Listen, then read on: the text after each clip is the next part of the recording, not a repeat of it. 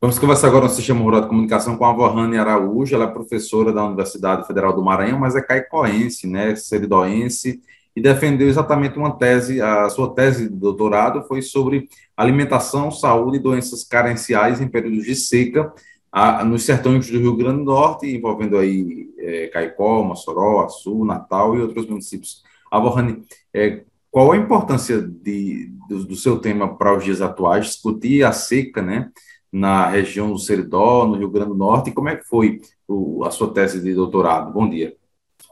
Bom dia, Geraldo. Bom dia a todos os ouvintes do programa Panorama 95, né, da Rádio Rural de Caicó. A minha tese, né, ela, embora o recorte temporal seja bem recuado, né, eu pego aí fins do século XIX e vou até os anos 30 do século XX, mas eu fiz muitos paralelos com os dias atuais, e a introdução da minha tese, ela já começa com uma questão atual, né? Quando eu estava escrevendo a tese, eu finalizei ela ano passado, surgiu uma matéria no jornal Folha de São Paulo, que foi, inclusive, bem divulgada nas redes sociais, até mesmo pelos potiguares, falando, né, que durante a pandemia havia aumentado a questão da fome no interior do Rio Grande do Norte. E falava justamente dessa questão da fome, né, das pessoas voltarem a comer coisas que os retirantes comiam no século XIX, como, por exemplo, os calangos, né, esses animais da flora e da fauna sertaneja que eram muito narrados nessa literatura de fins do século XIX até as três primeiras décadas do século XX. Então, essa matéria ela me chamou muita atenção, inclusive ela abre a introdução da minha tese. Por que eu coloquei eu fiz esse paralelo com essa reportagem da Folha de São Paulo, né? Porque na minha tese eu falo justamente dessas doenças carenciais que apareceram durante os períodos de seca. O que são doenças carenciais, né? Assim, em termos mais médicos, são doenças, né, que são relacionadas a problemas alimentares. Eu trabalhei com basicamente duas doenças, né, que na época foram bem predominantes no Rio Grande do Norte, que são o beriberi e o escorbuto. Né? O beriberi ele é uma deficiência de ordem nutricional causada pela falta de vitamina B no organismo. E o escorbuto, né, pela vitamina C. O escorbuto, a característica principal dessa doença, né, é que ela dava gengivite, né, nessa parte aqui da boca, né? Então, as pessoas, inclusive, durante o período das navegações, essa doença ficou conhecida como mal dos viajantes, porque ela atacava justamente os marinheiros, né, que vinham nessas embarcações em péssimas condições de vida e de saúde para o Brasil, durante a época das navegações. Só que essa doença, ela perdurou durante muito tempo no Brasil. Né? Então, essas doenças, elas predominaram no Rio Grande do Norte, e eu percebi uma incidência maior a partir da seca de 1877, né, que foi uma seca bem famosa, né, que ficou conhecida na historiografia, principalmente, né, para quem trabalha com seca, como uma seca que elevou a questão desse fenômeno muito característico no Nordeste como uma questão de ordem nacional. O que isso significava para o século XIX? Significava dizer que as províncias do Norte, porque na época não se chamava Nordeste, né, não existia a configuração Nordeste que a gente tem de hoje, então era mais Norte e Sul a divisão do Brasil. Então dizia-se que as províncias do Norte, né, não eram somente afetadas pela seca, mas também essas outras cidades, né, fora do eixo norte, principalmente Rio e São Paulo, porque muitos retirantes foram para o Rio e São Paulo por causa da plantação de café. Então, essa seca ela foi muito emblemática para o norte, né, que hoje é o atual Nordeste. Quando eu comecei a verificar, né, a investigar esses dados referentes à saúde, eu percebi que houve um surto muito grande de beriberi, e isso me chamou a atenção. Espera aí, período de seca, esses retirantes estão saindo, né, do Rio Grande do Norte, principalmente para Natal, do interior do Rio Grande do Norte para Natal, ou para as províncias, como na época se chamavam, que era Ceará, Paraíba, Pernambuco. Então, isso começou a me chamar a atenção. E a fome é uma característica, uma das características principais dessas secas. E a falta de alimentos e água, né? A gente que vive na região da seca, né, região do Seridó, a gente percebe que a primeira coisa que começa a faltar é a água. E esses pequenos produtores, eles ficam prejudicados, né, por causa da água, e aí isso afeta principalmente o rebanho, né, porque o gado começa a morrer. Quem nunca passou pelas estradas do Seridó e viu o gado na beira da estrada só os ossos, né? Então, essas narrativas eram muito comuns na seca. E essas doenças começaram a me chamar a atenção, até que eu fui investigar a fundo. E eu percebi que elas predominaram para além da seca de 77. Então, eu encontrei registros de beriberi, por exemplo, na seca de 1904, na seca de 1915. Quando esses dados eles se escasseiam mais, por exemplo, anos 30, teve a seca de 32, eu não encontro casos de beriberi, mas eu encontro outras doenças carenciais, né? Eu encontro, por exemplo, anemia, cegueira. A cegueira, ela foi muito comum nos anos, principalmente na seca de 1932, e é um fato bem interessante, com a chegada desses retirantes que foram trabalhar no açude em Tães. Então, teve um surto de cegueira muito grande nesses primeiros trabalhadores que chegaram para atuar na construção da açude em Tães. Isso me chamou a atenção. Gente, cegueira, período de seca, questão alimentar, isso tem a ver com questão nutricional.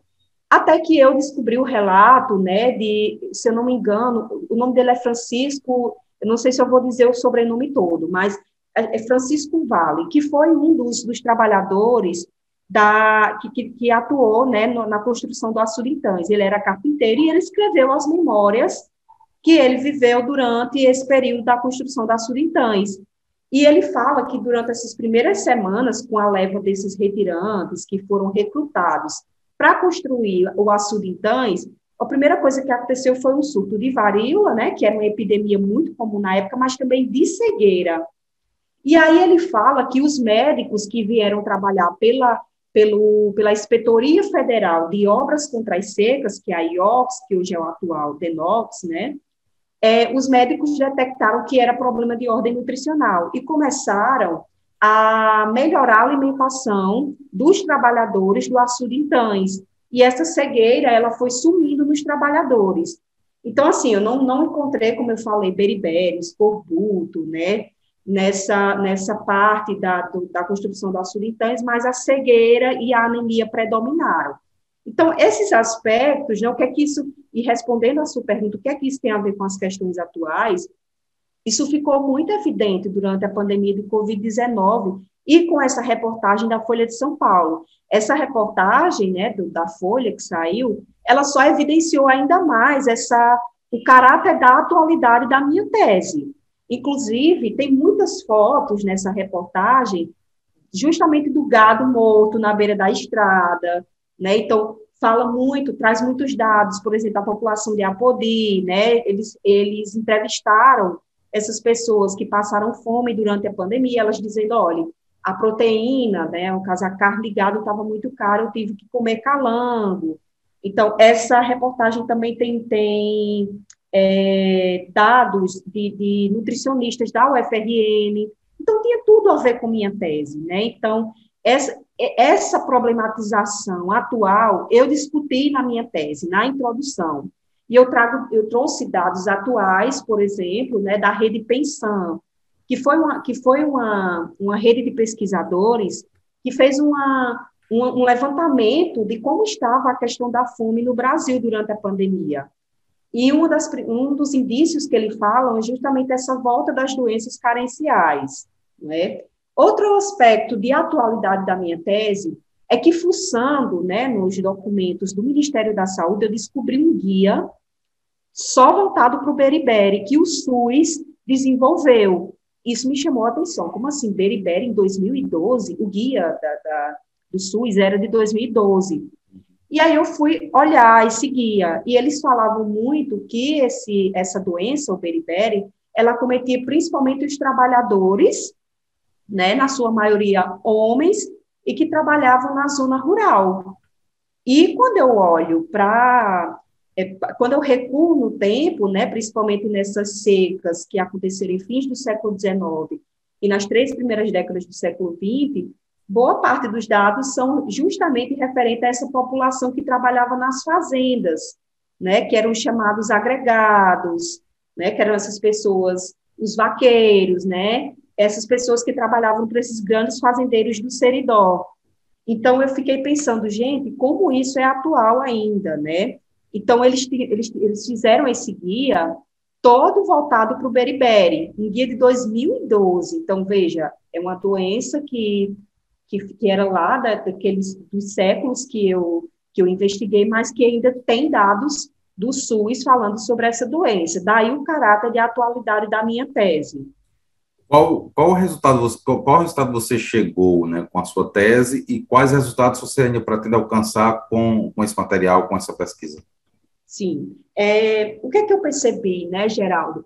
Essa questão da posse de terras foi muito presente na minha tese, porque eu estava muito com esse viés da Fiocruz, né, de investigar a doença. Claro que a Fiocruz ela tem um caráter bem interdisciplinar, ela não olha só a doença, ela olha os aspectos sociais que estão em torno dessas doenças.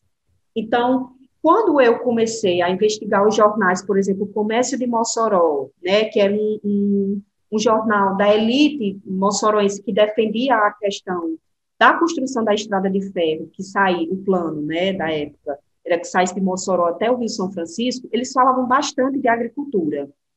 E aí eu fiquei, gente, a minha tese só vai ser agricultura, não vai aparecer doença, eles estão discutindo agricultura o tempo todo. Não é por acaso, né, porque durante esse período, o Instituto Politécnico Brasileiro, que foi criado aí, né, em 1862, quando foi na seca de 1877, os engenheiros do Rio de Janeiro se reuniram lá no Rio de Janeiro para discutir a seca no norte. E o projeto que eles defendiam era a construção de açudes. E aí, quando as elites do norte viram, né, que esses engenheiros estavam discutindo isso, eles começaram a mandar cartas para o imperador da época, que era Dom Pedro II, pedindo solicitação de construção de açudes. Então, os jornais, principalmente esse Comércio de Mossoró, esse é mais do século XX, né, eles criaram uma seção especial só para discutir a agricultura no Rio Grande do Norte. E aí isso começou a me chamar a atenção, e eram as elites do Rio Grande do Norte. Quando eu adentrei nessa questão das doenças em si, eu tive que estudar toda essa estrutura agrária do Rio Grande do Norte. Qual foi a conclusão que eu cheguei com isso? Que essas doenças, né, elas afetavam essa população mais pobre porque elas não tinham terras para plantar, elas dependiam dos grandes fazendeiros. E quando a IOCS e IFOX atuou no Rio Grande do Norte, houve sim construção de açudes, mas boa parte deles foram açudes particulares, né? Por exemplo, eu levantei dados de uma monografia de uma geógrafa, né, da UFRN, não vou recordar o nome dela agora, mas que ela fala, né, que ela faz um levantamento pelo site do DENOX, né, dos açudes que foram construídos, ela pega aí desde o fim do século XIX até anos 80. Só que como minha tese era até anos 30, eu peguei os dados dela só os anos 30. Então, eu fui contabilizar, só tinham 32 açudes particulares. E o restante eram públicos, assim, né? Ela fala de um total de 702 açudes que foram construídos no Rio Grande do Norte. Pelo menos 32 eram públicos, sendo o maior o açude Intães. Por isso que eu parei em 1935, com a construção do açude Intães. Não só pelo fato da construção do açude, mas também por essa notificação de doenças relacionadas a problemas alimentares. Então, eu parei meu recorte aí. Então, a conclusão que eu cheguei é, esses projetos vieram, né, para o Rio Grande do Norte, a construção de açudes, de poços, mas eles beneficiaram mais os grandes fazendeiros do interior do Rio Grande do Norte do que esses pequenos produtores. E por isso as doenças chegaram? Seria isso? Sim, tem a ver com essa questão, né? Se você... E aí bate muito nessa questão da reforma agrária atualmente, né? Se essa população mais pobre, ela não tem um pedaço de chão, né, para plantar, não tem um açude pequeno, como a gente vê muito hoje nos sítios, né, do interior do Seridó, né? Esses sítios, até hoje, eles têm uns pequenos açudes, uns barreirinhos. Se essa população não tem, esses pequenos açudes, e ela não tem terra para plantar, ela não vai se alimentar bem. Outra coisa que eu detectei, né? Esses agregados, eles adquiriam dívidas com esses fazendeiros. Em que sentido, né? A ideia era que eles plantassem, trabalhassem para esses fazendeiros. Uma parte da colheita era dividida entre os fazendeiros e entre eles, só que chegou um ponto das secas em que essa população começou a passar fome. Então, eles continuaram trabalhando para os fazendeiros em troca de comida. Então, era uma relação de dependência. Não era uma relação de autonomia que esses pequenos produtores tinham. Então, eles ficavam com esses fazendeiros para tentar sobreviver, né, e alimentar os seus filhos. Eu encontrei, né, no Labordoc, que é o Laboratório de Documentação Histórica do SERES da UFRN Caicó, uns pedidos de venda de terras. Eu encontrei dois, por exemplo, em que eram duas mulheres, né, pedindo para vender terras para angariar recursos para alimentar seus filhos, durante a seca de 1877. Teve outros pedidos, por exemplo, né, que eu encontrei de alguns fazendeiros do Seridó vendendo escravos para as lavouras, né, de café de São Paulo e do Rio, porque eles não tinham como alimentar esses escravos, e o valor que eles arrecadariam desses escravos, isso na seca de 1877. E o valor que eles arrecadariam desses escravos, eles iam comprar alimentos. Outra questão, né? Durante a seca de 77, na verdade, durante todas essas secas que eu investiguei na minha tese, eles compravam muitos alimentos da Paraíba, principalmente do brejo paraibano, né? E aí eu encontrei uma notícia no jornal O Povo de Caicó, dizendo que uma família do Seridó, não fala que família era essa, mas que uma família do Seridó tinha saído do Seridó para comprar alimentos no brejo paraibano.